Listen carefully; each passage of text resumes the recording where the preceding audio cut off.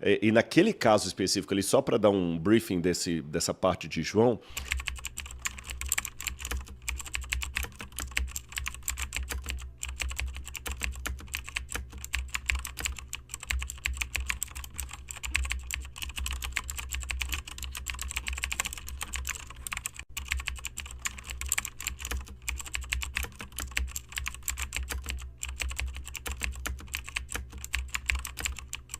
aquela mulher ali estava com o marido entre os acusadores. E como é que eu sei disso, Rodrigo? Porque pela legislação judaica vigente, só poderia ser acusada de adultério uma mulher que tivesse o marido acusando-a. Sabe aquela situação jurídica que sem corpo não há crime? Claro. Se não há o marido para acusar a mulher de adúltera, não tem como materializar. Não tem juízo. Então, pelos critérios da época, eu tenho que entender que o marido dela estava junto ali, ou seja, o próprio marido forjou ou criou uma situação para poder atacar Jesus. É impressionante isso, pessoal. É lógico que você sempre começa pela Bíblia. E depois você já está dominando muitas coisas da Bíblia, é importante você ir um pouco para a periferia, para a história, para a geografia, para a arqueologia, a cultura da época, para você poder interpretar melhor alguns textos que sem conhecimento periférico você não chega. É o que ele está falando agora. Ou seja, se ele não tivesse o conhecimento judaico de como era feito a acusação de adultério na época, não chegaria à conclusão que o marido dela estava entre uns que estavam com as pedras na mão, provavelmente. Rodrigo Silva, em um podcast do Thiago Brunet, faz um comentário ali excepcional, como eu nunca tinha visto na Bíblia desta maneira. Ali ele fala que um homem teria forjado contra Jesus Cristo apedrejar a sua própria esposa. E Jesus até fala, ok, no final, lendo a Bíblia, vá lá, não peques, ok? E ele a livra do apedrejamento. Mas o ponto que eu quero focar aqui é que quantas de nós vivemos dessa mesma maneira? O que aquela mulher passava em casa?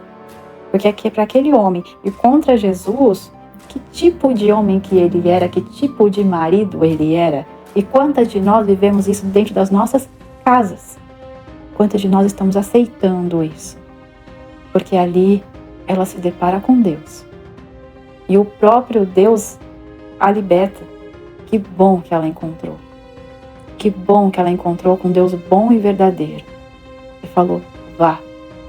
Porque não é isso que Deus quer. Que a gente viva dia a dia com esse medo. O que me marca muito é que eu mesma já vivi isso. Talvez você fale, não existe apedrejamento. Não mesmo. Será?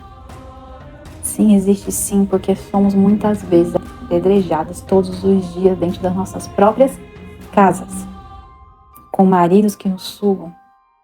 Maridos que muitas vezes do lado de fora são excepcionais e dentro das casas eles são cruéis. Até mesmo a ponto de nos apedrejar. Mas eu te convido a refletir que você não precisa viver sendo apedrejada, você não precisa viver com isso. Porque quando Jesus te encontra, ele fala, vai, você está livre. Que esse encontro fique marcado em sua memória. Que a partir do momento que você encontra com Jesus, com aquela mulher, você está liberta das acusações. Porque quantas acusações você sofreria ao se livrar desse homem? Ele pode ser violento com palavras, com agressões, onde você se sente nada. E as pessoas dão tanta credibilidade a ele que você não tem nem coragem. Deixa eu te dizer, que Jesus te liberta. Ele vai te livrar de todas as pedras e falar, vai. E tem um futuro fantástico, magnífico para você. Sim, eu passei por isso. Sei como é.